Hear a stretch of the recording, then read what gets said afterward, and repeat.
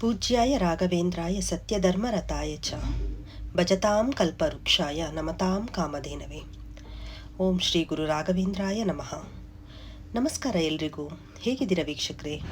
ನಮ್ಮ ರಾಯರ ಕೃಪೆಯಿಂದ ನೀವೆಲ್ಲರೂ ಚೆನ್ನಾಗಿದ್ದೀರಾ ಅಂತ ಭಾವಿಸ್ತೇನೆ. ಇವತ್ತಿನ ವಿಡಿಯೋದಲ್ಲಿ ನಾನು ಮೊದಲ ಬಾರಿಗೆ ಯಾರೆಲ್ಲ ನಮ್ಮ ರಾಯರ ಪೂಜೆ ಮಾಡಬೇಕು ಅಂತ ಅಂದ್ಕೊಂಡಿದ್ದೀರೋ ಅಂತಹ ರಾಯರ ಭಕ್ತರಿಗೆ ಯಾವ ರೀತಿ ನೀವು ಪೂಜೆ ಶುರು ಮಾಡಬೇಕು, ಅದಕ್ಕೆ ಏನೆಲ್ಲ ಸಿದ್ಧತೆಗಳು ಮಾಡ್ಕೋಬೇಕು ಅಂತ ಈ ವಿಡಿಯೋದಲ್ಲಿ ಪೂರ್ತಿಯಾಗಿ ತಿಳಿಸ್ಕೊಡ್ತೀನಿ. ದಯವಿಟ್ಟು ಎಲ್ಲೂ ಸ್ಕಿಪ್ ಮಾಡದೆ ನೋಡಿ, ಏಕೆಂದರೆ ನಾವು ಯಾವುದೇ ಒಂದು ಕೆಲಸ ಮಾಡಬೇಕಾದ್ರೂ ಅದ್ರ ಬಗ್ಗೆ ಪೂರ್ತಿಯಾಗಿ ತಿಳ್ಕೊಂಡು ಶುರು ಮಾಡಬೇಕು. ಆಗಲೇ ಆ ಒಂದು ಕೆಲಸದ ಪೂರ್ತಿ ಫಲ ನಮಗೆ ಸಿಗೋದು.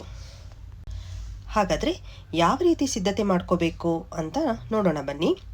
ಮೊದಲಿಗೆ ರಾಯರ ಪೂಜೆನ ಶುರು ಮಾಡಬೇಕು ಅಂತ ನೀವು ನಿಮ್ಮ ಮನಸ್ಸಿನಲ್ಲಿ ಅಂದ್ಕೊಂಡಿದ್ದೀರಾ ಅಂದ್ರೇ ಮುಗೀತು. ಅಲ್ಲಿಗೆ ರಾಯರ ಅನುಗ್ರಹ ನಿಮ್ಮ ಮೇಲೆ ಆಗೋದಕ್ಕೆ ಶುರು ಆಗಿದೆ ಅಂತಲೇ ಅರ್ಥ. ಈ ಒಂದು ಕಾರ್ಯನ ನೀವು ಗುರುವಾರದ ದಿನವೇ ಪ್ರಾರಂಭ ಮಾಡಿ. ಯಾಕೆ ಅಂದರೆ ರಾಯರಿಗೆ ಪ್ರಿಯವಾದ ವಾರ ಅಂದರೆ ಅದು ಗುರುವಾರ. ಬೆಳಿಗ್ಗೆ ಬೇಗ ಎದ್ದು ಅಂದರೆ ಬ್ರಾಹ್ಮಿ ಮುಹೂರ್ತದಲ್ಲಿ ಎದ್ದು ನೀವು ಪೂಜೆ ಶುರು ಮಾಡಿದ್ರೆ ತುಂಬಾ ಒಳ್ಳೆಯದು. ಬೆಳಿಗ್ಗೆ ಬೇಗ ಎದ್ದು ಮನೆಯೆಲ್ಲ ಸ್ವಚ್ಛ ಮಾಡ್ಕೊಳ್ಳಿ.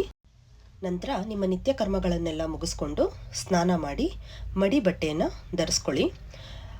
ಪೂಜೆ ಮಂದಿರವನ್ನು ನೀಟಾಗಿ ಸ್ವಚ್ಛ ಮಾಡ್ಕೋಬೇಕಾಗುತ್ತೆ. ನಿಮಗೆ ಪೂಜೆ ರೂಮ್ ಅಂತ ಸಪ್ರೇಟಾಗಿದ್ದರೆ ಒಳ್ಳೆಯದು, ಇಲ್ಲ ಅಂದರೂ ಪರವಾಗಿಲ್ಲ. ನೀವು ದೇವರ ಫೋಟೋಗಳನ್ನ ಎಲ್ಲಿ ಯಾವ ಸ್ಥಳದಲ್ಲಿ ಇಡ್ತೀರೋ ಆ ಸ್ಥಳವನ್ನೆಲ್ಲ ನೀಟಾಗಿ ಸ್ವಚ್ಛ ಮಾಡ್ಕೊಳ್ಳಿ. ಸಾಧ್ಯವಾದರೆ ನಿಮಗೆ ಗೋಮೂತ್ರ ಎಲ್ಲಾದರೂ ಸಿಕ್ಕಿದ್ರೆ ಅದನ್ನು ಮನೆ ಕ್ಲೀನ್ ಮಾಡೋವಾಗ ಆ ನೀರಿಗೆ ಸ್ವಲ್ಪ ಹಾಕ್ಕೊಂಡು ಮನೆಯನ್ನೆಲ್ಲ ಒರೆಸ್ಕೊಳ್ಳಿ. ರಾಯರ ಪೂಜೆಗೆ ಅಂತ ಸಪ್ರೇಟಾಗಿ ನೀವು ತುಂಬಾ ಸಿದ್ಧತೆಗಳೇನು ಮಾಡ್ಕೊಳ್ಳೋದು ಬೇಕಾಗಿಲ್ಲ. ಒಂದು ಪೂಜೆ ಮಾಡಬೇಕು ಅಂದರೆ ನಮ್ಮ ಮನೆಯಲ್ಲಿ ಸಾಮಾನ್ಯವಾಗಿ ಎಲ್ಲ ವಸ್ತುಗಳು ಇದ್ದೇ ಇರುತ್ತೆ ಅಲ್ವಾ. ಅದೇ ವಸ್ತುಗಳಿಂದನೇ ನನ್ನ ಅಪ್ಪ ರಾಯರ ಪೂಜೆ ಕೂಡ ಮಾಡೋದು. ನೀವು ಪೂಜೆ ಮನೆಯೆಲ್ಲ ಸ್ವಚ್ಛ ಮಾಡ್ಕೊಂಡ್ಮೇಲೆ ಮೊದಲಿಗೆ ನೀವು ರಾಯರ ಪೂಜೆ ಶುರು ಮಾಡ್ತಾ ಇದ್ದೀರಾ ಅಂತ ಅಂದ್ಕೊಂಡಿದ್ದೀರಲ್ವಾ. ನಿಮ್ಮ ಮನೆಯಲ್ಲಿ ರಾಯರದು ಯಾವುದಾದ್ರೂ ಒಂದು ಫೋಟೋ ಅಥವಾ ವಿಗ್ರಹ ಎರಡರಲ್ಲಿ ಯಾವುದಾದ್ರೂ ಒಂದಿದ್ರೂ ಪರವಾಗಿಲ್ಲ, ನೀವು ರಾಯರ ಪೂಜೆನ ಶುರು ಮಾಡ್ಬೋದು. ಮೊದಲಿಗೆ ರಾಯರ ಫೋಟೋಗೆ ಗಂಧ ಹಚ್ಚಿ ಹಾಗೆ ಹೂ ಮುಡಿಸಿ. ರಾಯರಿಗೆ ತುಂಬ ಇಷ್ಟವಾಗಿರೋ ಹೂವು ಅಂದರೆ ಮಲ್ಲಿಗೆ ಹೂವು. ಸಾಧ್ಯ ಆದರೆ ಮಲ್ಲಿಗೆ ಹೂವನ್ನ ತೊಗೊಂಬಂದಿಡಿ. ಇಲ್ಲ ಅಂತಂದರೆ ಪರವಾಗಿಲ್ಲ, ನಿಮ್ಮ ಮನೆಯಲ್ಲಿ ಯಾವ ಹೂ ಇರುತ್ತೋ, ಸೇವಂತಿಗೆ ಹೂ ಇದ್ದರೂ ಪರವಾಗಿಲ್ಲ, ಏನೂ ಇಲ್ಲ ಅಂದರೂ ಪರವಾಗಿಲ್ಲ, ತುಳಸಿ ದಳನಾದರೂ ಇಟ್ಟು ನೀವು ರಾಯರನ್ನ ಪೂಜಿಸ್ಬೋದು. ರಾಯರಿಗೆ ತುಳಸಿ ಅಂದರೂ ಕೂಡ ತುಂಬಾ ಇಷ್ಟ. ನೀವು ಪೂಜೆ ಶುರು ಮಾಡೋದಕ್ಕಿಂತ ಮುಂಚೆ ಸಂಕಲ್ಪ ಮಾಡ್ಕೊಳ್ಳೋದು ತುಂಬಾ ಮುಖ್ಯ. ಈ ಪೂಜೆನೇ ಅಲ್ಲ, ನೀವು ಯಾವುದೇ ಪೂಜೆ ಯಾವುದೇ ವ್ರತ ಮಾಡೋದಕ್ಕಿಂತ ಮುಂಚೆ ಮೊದಲು ಸಂಕಲ್ಪ ಮಾಡ್ಕೊಳ್ಳಿ, ತುಂಬಾ ಒಳ್ಳೆಯದು. ರಾಯರ ಪೂಜೆ ಮಾಡೋದಕ್ಕಿಂತ ಮುಂಚೆ ನೀವು ಗಣಪತಿಯಲ್ಲಿ ಪ್ರಾರ್ಥನೆ ಮಾಡ್ಕೋಬೇಕಾಗುತ್ತೆ. ಆ ವಿಘ್ನೇಶ್ವರನಲ್ಲಿ ಪ್ರಾರ್ಥನೆ ಮಾಡಿಕೊಂಡು, ತಂದೆ, ನಾನು ನನ್ನ ರಾಯರ ಪೂಜೆನ ಇವತ್ತಿನಿಂದ ಮನೆಯಲ್ಲಿ ಮಾಡ್ತಾ ಇದ್ದೀನಿ, ಯಾವುದೇ ವಿಘ್ನಗಳಿಲ್ಲದೆ ರಾಯರ ಅನುಗ್ರಹ ನಮಗೆ ಸಿಗೋ ಹಾಗೆ ಆಶೀರ್ವಾದ ಮಾಡು ನನ್ನಪ್ಪ ಅಂತ ಆ ವಿಘ್ನೇಶ್ವರನಲ್ಲಿ ಪ್ರಾರ್ಥನೆ ಮಾಡ್ಕೊಳ್ಳಿ. ನಂತರ ಶ್ರೀ ಹರಿಸ್ಮರಣೆ ತುಂಬಾ ಮುಖ್ಯ. ಒಂದು ಮುಖ್ಯವಾದ ವಿಷಯ ವೀಕ್ಷಕರೇ, ಶ್ರೀಮನ್ನಾರಾಯಣನ ಸ್ಮರಣೆ ಮಾಡದೆ ನೀವು ಯಾವುದೇ ಕಾರಣಕ್ಕೂ ರಾಯರ ಪೂಜೆ ಮಾಡಿದ್ರೆ ಏನು ಫಲ ಸಿಗಲ್ಲ.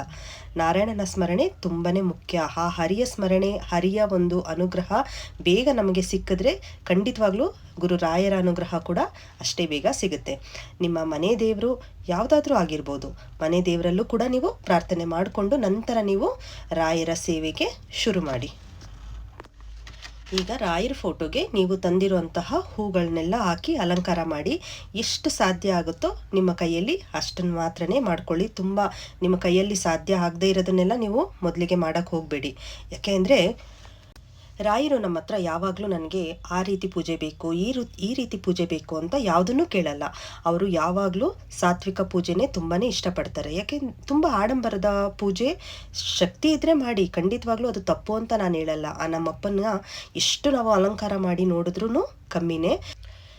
ಆದರೆ ನಿಮ್ಗೆ ಇವಾಗ ಆ ರೀತಿ ಒಂದು ಪೂಜೆನ ಮಾಡೋದಕ್ಕೆ ಶಕ್ತಿ ಇಲ್ಲ ಅಂದರೂ ಚಿಂತೆ ಬೇಡ. ರಾಯರು ನನಗೆ ಆ ರೀತಿಯೇ ಪೂಜೆ ಬೇಕು, ಈ ರೀತಿ ಪೂಜೆ ಬೇಕು ಅಂತ ಯಾವತ್ತೂ ಯಾರನ್ನೂ ಕೇಳಲ್ಲ. ರಾಯರು ಯಾವಾಗಲೂ ಆಡಂಬರದ ಪೂಜೆಗಿಂತ ಭಕ್ತಿಗೆ ತುಂಬಾ ಪ್ರಾಮುಖ್ಯತೆ ಕೊಡ್ತಾರೆ. ನಿಮ್ಮ ಕೈಯಲ್ಲಿ ಆಗಿಲ್ವಾ, ಒಂದು ತುಳಸಿ ದಳ ಇಡಿ ರಾಯರ ಫೋಟೋ ಮೇಲೆ ಸಾಕು. ತುಳಸಿ ದಳ ಇಟ್ಟು ಗಂಧ ಇಟ್ಟು ತುಪ್ಪದ ದೀಪ ಹಚ್ಚಿ. ಆ ತುಪ್ಪ ತರೋದಕ್ಕೂ ನಿಮ್ಮ ಹತ್ರ ಶಕ್ತಿ ಇಲ್ಲ ಅಂದರೆ ತೊಂದರೆ ಇಲ್ಲ. ನಿಮ್ಮ ಮನೇಲಿ ಯಾವ ಎಣ್ಣೆ ದೇವರಿಗೆ ಉಪಯೋಗಿಸ್ತೀರೋ ಅದೇ ಎಣ್ಣೆಯಿಂದ ದೀಪ ಹಚ್ಚಿ ಕೇಳ್ಕೊಳ್ಳಿ ರಾಯರ ಹತ್ರ, ಅಪ್ಪ ನಾನಿವತ್ತು ಇವತ್ತು ನಿನ್ನ ಪಾದನ ಹಿಡ್ದಿದ್ದೀನಿ ನನ್ನಪ್ಪ, ನನ್ನ ಕೈ ಬಿಡಬೇಡ, ನನ್ನ ಉಸಿರಿರೋವರೆಗೂ ನೀನು ನನ್ನ ಕೈ ಬಿಡದೆ ನನ್ನನ್ನು ಕಾಪಾಡು.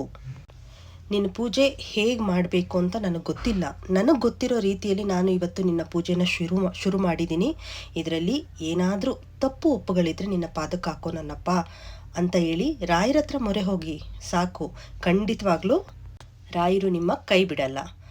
ರಾಯರಿದ್ದಾರೆ ಅನ್ನೋ ಒಂದು ನಂಬಿಕೆ ಸಾಕು ವೀಕ್ಷಕರೇ, ನೀವು ಖಂಡಿತವಾಗ್ಲೂ ಜೀವನದಲ್ಲಿ ಯಶಸ್ಸನ್ನು ಪಡಿತೀರಾ. ರಾಯರಿದ್ದಾರೆ ಅನ್ನೋ ಒಂದು ನಂಬಿಕೆ ನಿಮ್ಮಲ್ಲಿ ದೃಢವಾಗಿರಬೇಕು. ಅದು ಒಂದಿನ 2 ದಿನ ಇದ್ದು 3ನೇ ದಿನ ಅಳಿಸೋಗುವಂಥ ಪದ ಆಗಬಾರ್ದು. ನಮ್ಮ ಉಸಿರು ಇರೋವರೆಗೂ ನಾವು ರಾಯರಿದ್ದಾರೆ ಅಂತ ನಂಬೋಣ, ರಾಯರು ಕೂಡ ನಮ್ಮ ಕೈ ಬಿಡಲ್ಲ. ಇನ್ನು ನೈವೇದ್ಯದ ವಿಷಯಕ್ಕೆ ಬಂದರೆ, ನಿಮ್ಮ ಕೈಯಲ್ಲಿ ಯಥಾಶಕ್ತಿ ಏನಾಗುತ್ತೋ ನೀವು ಅದನ್ನು ರಾಯರಿಗೆ ಸಮರ್ಪಣೆ ಮಾಡ್ಬೋದು.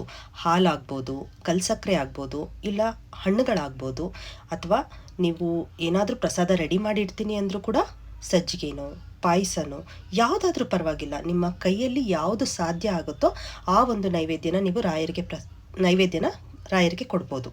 ರಾಯರು ಖಂಡಿತವಾಗ್ಲೂ ನಾವು ಏನೇ ಆಗಲಿ ಭಕ್ತಿಯಿಂದ ಕೊಟ್ಟರೆ ಖಂಡಿತವಾಗ್ಲೂ ಸ್ವೀಕಾರ ಮಾಡ್ತಾರೆ, ಅದಂತೂ ಸತ್ಯ. ಈ ರೀತಿ ಒಂದು ಸರಳವಾದ ಪೂಜೆನ ನೀವು ಪ್ರತಿ ಗುರುವಾರ, ಯಾವುದೇ ಕಾರಣಕ್ಕೂ ಗುರುವಾರ ಮಿಸ್ ಮಾಡ್ದಂಗೆ ಪ್ರತಿ ಗುರುವಾರ ನೀವು ರಾಯರನ್ನ ಪೂಜಿಸ್ಕೊತಾ ಬನ್ನಿ. ಆ ಮನೆಯಲ್ಲಿ ಸುಖ, ಶಾಂತಿ, ನೆಮ್ಮದಿ ಖಂಡಿತವಾಗ್ಲೂ ನೆಲೆಸುತ್ತೆ. ಕಾಲಕ್ರಮೇಣ ಹೋಗ್ತಾ ಹೋಗ್ತಾ ನಿಮ್ಮೆಲ್ಲ ಕಷ್ಟಗಳು ದೂರ ಆಗುತ್ತೆ. ನಿಮ್ಮೆಲ್ಲ ಒಂದು ಕಷ್ಟಗಳಿಗೆ ರಾಯರು ಪರಿಹಾರ ಕೊಟ್ಟೇ ಕೊಡ್ತಾರೆ. ಯಾವುದಾದ್ರೂ ರೂಪದಲ್ಲಿ, ಯಾವುದಾದ್ರೂ ಮುಖಾಂತರ ನಿಮಗೆ ದರ್ಶನ ಅವರು ಮಾಡೇ ಮಾಡ್ತಾರೆ. ರಾಯರ ಅನುಗ್ರಹ ಒಂದು ಸರಿ ನಮ್ಮ ಮೇಲೆ ಆಯಿತು ಅಂದರೆ ರಾಯರು ಪದೇ ಪದೇ ನಮ್ಮ ಕಣ್ಮುಂದೆ ಬರ್ತಾನೆ ಇರ್ತಾರೆ. ಯಾವುದಾದ್ರೂ ಒಂದು ರೂಪದಲ್ಲಿ ಕಣ್ಮುಂದೆ ಬರ್ತಾನೆ ಇರ್ತಾರೆ. ಅಥವಾ ಅವ್ರದ್ದು ಮಂತ್ರಾಲಯದಿಂದ ಅವ್ರ ಪ್ರಸಾದ ಕೂಡ ಯಾರ ಮುಖಾಂತರ ಆದರೂ ನಮ್ಮ ಹತ್ರ ತಲುಪೋ ಹಾಗೆ ಮಾಡ್ತಾರೆ. ಆಗಲೇ ನೀವು ಅರ್ಥ ಮಾಡ್ಕೊಂಬಿಡಿ, ರಾಯರ ಅನುಗ್ರಹ ನಮ್ಮ ಮೇಲೆ ಆಗ್ತಾ ಇದೆ ಅನ್ನೋದಂತೂ ಸತ್ಯ. ನಾನು ಪದೇ ಪದೇ ಹೇಳ್ತಾ ಇದ್ದೀನಿ ವೀಕ್ಷಕರೇ, ನೀವು ರಾಯರ ಪೂಜೆ ಮಾಡುವಾಗ ಅಥವಾ ಬೇರೆ ಯಾವುದೇ ಪೂಜೆಯನ್ನು ಮನೆಯಲ್ಲಿ ಮಾಡುವಾಗ ಒಂದೇ ಒಂದು ವಿಷಯ ನೆನಪಲ್ಲಿ ಇಟ್ಕೊಳ್ಳಿ. ನೀವು ದೇವರಿಗೆ ಸಮರ್ಪಣೆ ಮಾಡಬೇಕಾಗಿರೋದು ಭಕ್ತಿ, ದೇವರು ನನ್ನೊಂದಿಗೆ ಇದ್ದಾನೆ ಅನ್ನೋ ಒಂದು ನಂಬಿಕೆ. ಈ ಎರಡನ್ನ ನೀವು ಕೊಟ್ಟು ದೇವರನ್ನ ಮನಸ್ಫೂರ್ತಿಯಾಗಿ ಪೂಜೆ ಮಾಡಿ, ಎಲ್ಲ ದೇವರ ಅನುಗ್ರಹ ನಮ್ಮ ಮೇಲೆ ಹಾಗೆ ಆಗುತ್ತೆ. ಅದು ಸ್ವಲ್ಪ ತಡ ಆದರೂ ಪರವಾಗಿಲ್ಲ, ಖಂಡಿತವಾಗ್ಲೂ ಒಂದಲ್ಲ ಒಂದು ದಿನ ದೇವರು ನಮ್ಮ ಕೈ ಬಿಡಲ್ಲ. ಹಾಗೆ ಗುರುಗಳು ಕೂಡ ನಮ್ಮ ಕೈ ಬಿಡಲ್ಲ. ವೀಕ್ಷಕರೇ, ನಿಮ್ಮೆಲ್ಲರ ಒಂದು ಪ್ರೋತ್ಸಾಹದಿಂದ ನನ್ನ 2ನೇ ವಿಡಿಯೋಗೆ 1,000 ವ್ಯೂಸ್ ಬಂದಿದೆ. ಖಂಡಿತ ತುಂಬಾ ಖುಷಿ ಆಗ್ತಾ ಇದೆ. ರಾಯರ ಭಕ್ತರೆಲ್ಲರೂ ಈ ಒಂದು ಚಾನಲ್ಗೆ ಮಾಡ್ತಾ ಇರುವಂತಹ ಸಪೋರ್ಟು ಇದೇ ರೀತಿ ಮುಂದುವರಿಲಿ. ನನಗೆ ಇನ್ನಷ್ಟು ಪ್ರೋತ್ಸಾಹ ಕೊಟ್ಟು ರಾಯರ ಮಹಿಮೆನ ಇನ್ನಷ್ಟು ನಾವು ತಿಳ್ಕೊಳ್ಳೋದಕ್ಕೆ ಒಂದು ಅವಕಾಶ ಮಾಡಿಕೊಡಿ ಅಂತ ಕೇಳ್ಕೊತಾ, ಶ್ರೀ ಗುರು ರಾಯರು ನಿಮ್ಮೆಲ್ರಿಗೂ ಒಳ್ಳೇದು ಮಾಡಲಿ ಅಂತ ಬಯಸ್ತೀನಿ. ನಮಸ್ಕಾರ ವೀಕ್ಷಕರೇ.